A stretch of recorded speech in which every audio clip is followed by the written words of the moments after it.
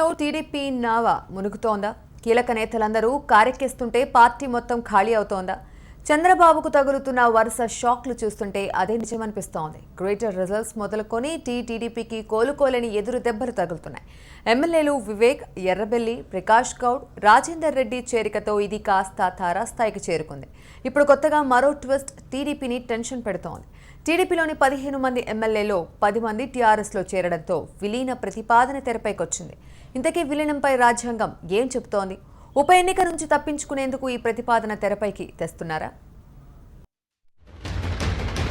తెలంగాణలో TDP time అస్సలు బాలేదు. ఇదేదో ఇప్పుడు మొదలైంది కాదు.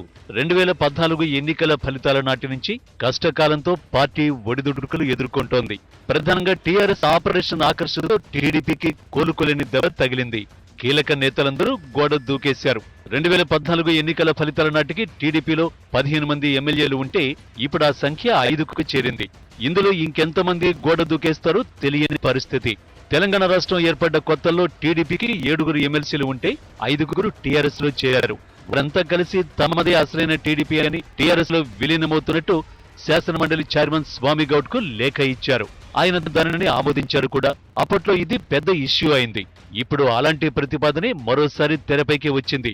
ఎర్రబెల్లి దయాకర్ రావు, ప్రకాష్ గౌడ్, తాజాగా పార్టీ మారిన నారాయణపేట ఎమ్మెల్యే రాజేందర్ రెడ్డితో పాటు టీడీపీ నుంచి టీఆర్ఎస్ లో చేరిన ఎమ్మెల్యేల సంఖ్య 10కి చేరింది. టీడీపీ తరఫున గెలిచిన మొత్తం 15 మందిలో 10 అంటే 3/2 మంది పార్టీ మారిపోయారు.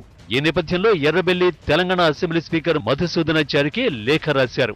టీఆర్ఎస్ లో విలీనం కావడానికి 10 మంది ఎమ్మెల్యేలు అంగీకరించారని, అందుకే తమను టీఆర్ఎస్ లో కలిపేయాలని ఆ లేఖలో విన్నవించారు. రాజ్యాంగంలోని 10వ షెడ్యూల్ 4వ నిబంధన ప్రకారం తమ విలీనానికి అనుమతినివ్వాలని స్పీకర్ కు ఎర్రబెల్లి విజ్ఞప్తి చేశారు.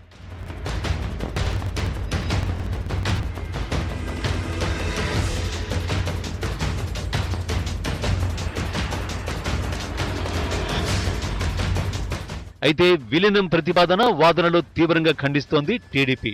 తెలంగాణలో అంబేద్కర్ రాసిన రాజ్యాంగం పనిచేయడం లేదన్నారు టీడీపీ నేత రావుల చంద్రశేఖర్ రెడ్డి. రాజకీయ పార్టీల విలీనం ఉంటుంది తప్ప అనుబంధ విభాగాల విలీనాలు ఉండవని స్పష్టం చేశారు.